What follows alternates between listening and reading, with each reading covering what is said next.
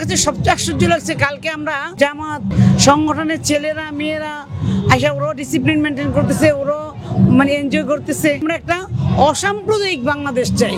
আমাদের 12 মাসের 13 পূজা, এটা ঠিক আছে, কিন্তু এটা হচ্ছে আমাদের একটা সবচেয়ে বড় পূজা এবং আমাদের আশা আকাঙ্ক্ষা স্বপ্ন। দেখেন সব পর্যায়ের লোক 2-3 মাস আগে থেকে বাজেট করতেছে, পূজা আসতেছে, মা আসতেছে। আসলে মা তো আমাদের মাঝেই আছেন, মা আসেন, আমরা বিদায় নিব, কিন্তু মা কখনোই বিদায় নেবেন না, কারণ মারই পৃথিবী।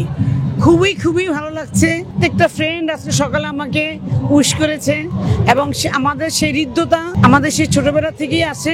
এই জন্যই আমরা একটা অসাম্প্রদায়িক বাংলাদেশ চাই, যেখানে আমরা হিন্দু মুসলিম বৌদ্ধ খ্রিস্টান বলতে কোনো শব্দ থাকবে না, আমরা মানুষ। বান্ডেল থাকলে প্রতি সেনমানিতে টাকা বাঁচবে।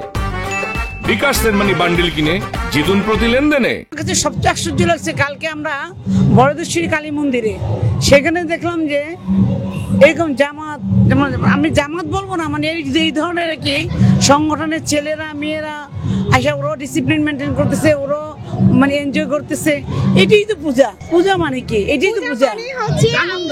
আমার কাছে কোনো নেগেটিভিটি বলতে কোনো শব্দই নেই আমার লাইফে। সুতরাং জামাতের মতো করে জামাতকে দেখবে, বিএনপির মতো করে বিএনপিকে দেখবে, আওয়ামী লীগের মতো। এখানে আমি কোনো রাজনীতির মধ্যে ঢুকতে চাই না, সেটা হচ্ছে অনেকের ব্যাপার, কিন্তু না আমাদের কাছে সব আমাদের যেমন আমাদের যেহেতু উৎসব সমান, আমাদের দল সমান, আমরা একটু ভালো থাকতে চাই।